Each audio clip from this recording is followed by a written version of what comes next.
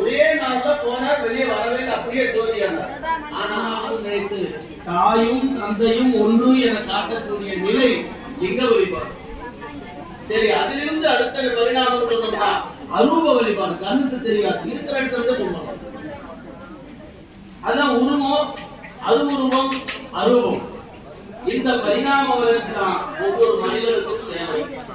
அதான் அதிகாரிகள் செய்தார்கள். எப்படி செய்தார்கள்? குரு வழிபாடு. குரு சுட்டிக்காட்டக்கூடிய இறைவனை வழிபாடு செய்யக்கூடியது குரு வழிபாடு. இரண்டாவது, லிங்கமே நமக்கு வழிபாக வரம் கொடுக்கக்கூடியது லிங்க வழிபாடு. மூன்றாவது, சங்கம வழிபாடு சொல்றோம். எப்படி இந்த மூலம் பிரிச்சு பார்க்க முடியும்? அப்ப குரு காட்டியது யார்? அப்போது நாயனார் இருக்காரு. நாவுக்கரசர் காட்டல.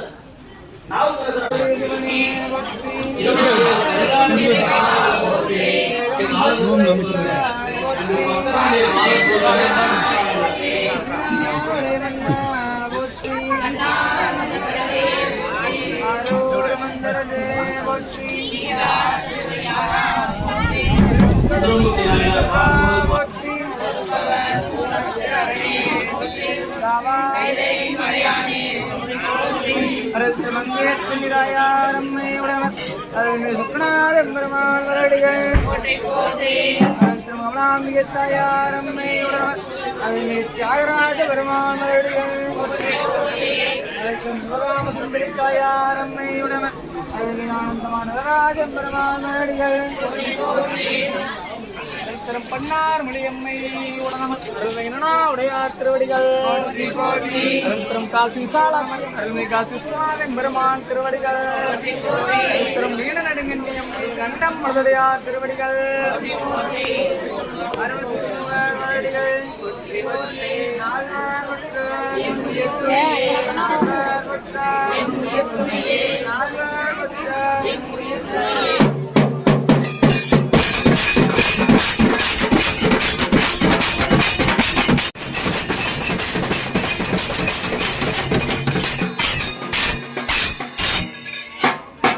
இப்படிதான் பண்ணுவா. அப்படி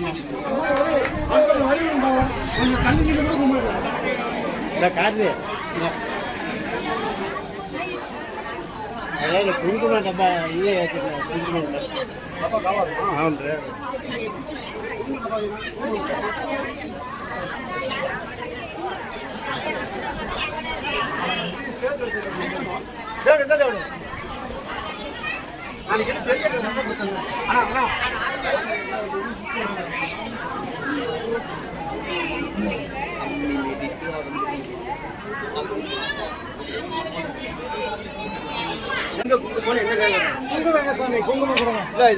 கிண்ணம் கொடுத்தனே அதுல கொடுங்க அவர்கிட்ட.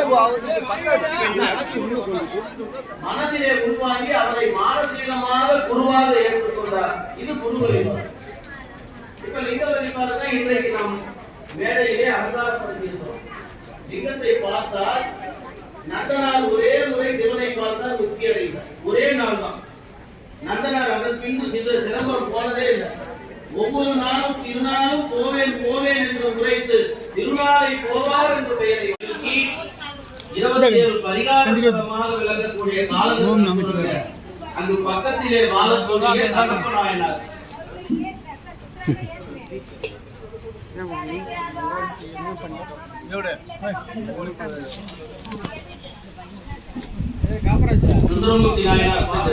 அரணடிக்கு அன்பர் செய்யும் பாவமும் அறமாகும், பரநடிக்கு அன்பிலாதார் செய்யும் புண்ணியமும் பாவமாகும். இதுக்கு 2 உதாரணம் தான். தன் தந்தையினுடைய காலை வெட்டினார் சண்டிகேஸ்வரர். அப்பா காலை வெட்டினா பாவம் தானே. எப்பா அப்பா பேச்சு கேட்க கூடாதா? அப்பா காலை வெற்றிய அப்படியே நாம சொல்றோம். ஆனா செய்தது சிவபூஜை. சிவபூஜை செய்த போது தடை செய்தது தகப்பனாக இருந்தாலும் வெட்டினார்.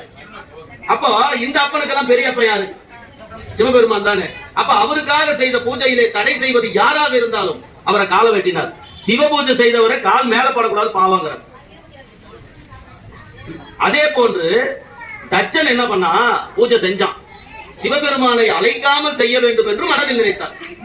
செய்தது சிவபூஜையாக இருந்தாலும் சிவனை அழைக்காமல் செய்த புண்ணிய செயல் இல்லையா, இது பாவமா? புரியுதுங்களா? அரணடிக்கு அன்புடைய சண்டிகேஸ்வரர் செய்த பாவம் கூட புண்ணியமாகியது. அரணடிக்கு அன்பில்லாத தக்கன் செய்த புண்ணிய பூஜை கூட பாவமாகியது. இதுதான் அதனுடைய விஷயம். அப்ப இவர் செய்தது அன்பு. அன்பினால் ஊனமுது படைக்கலாமா?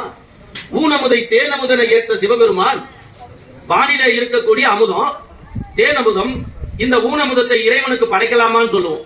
எப்ப கறி சாப்பிட்டு கோயிலுக்கு போறது நியாயமான்னு நாம கேட்போம்.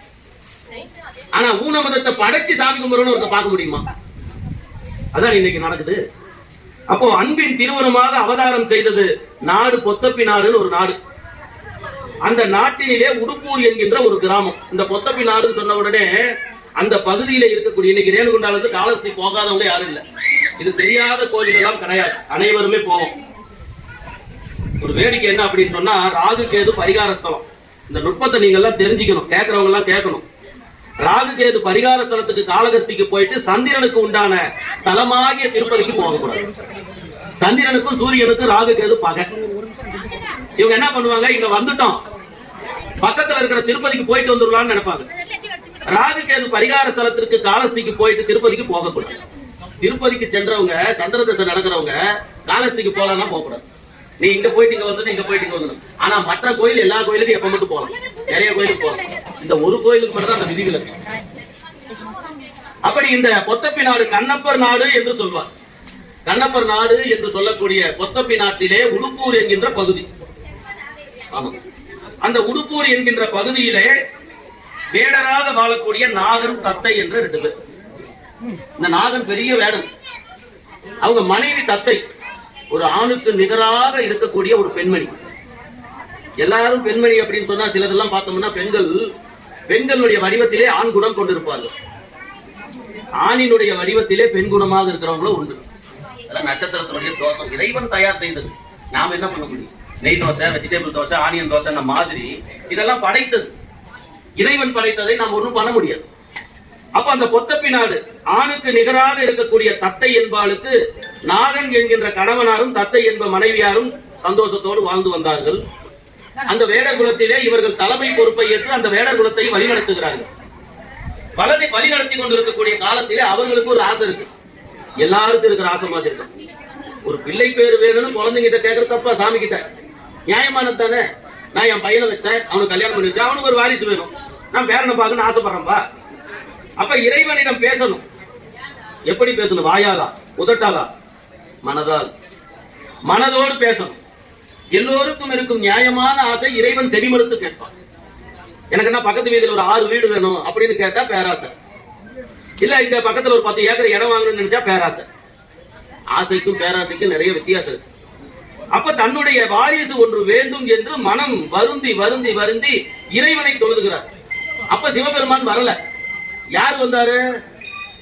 குறிஞ்சி நிலத்திற்கு உண்டான முருகப்பெருமான் அங்க இருக்கார். நிலங்களிலே 5 வகை நிலங்களை சொல்வார். குறிஞ்சி, முல்லை, மருதம், நெய்தல், பாலை. 5 வகை நிலங்களுக்கும் 5 வகையான தெய்வங்கள் உண்டு. இப்ப குறிஞ்சி நிலம் அப்படின்னா மலை சார்ந்த பகுதி குறிஞ்சி நிலம். அந்த மலை சார்ந்த பகுதியிலே முருகப்பெருமான் மட்டும்தான் வேண்டுவாங்க.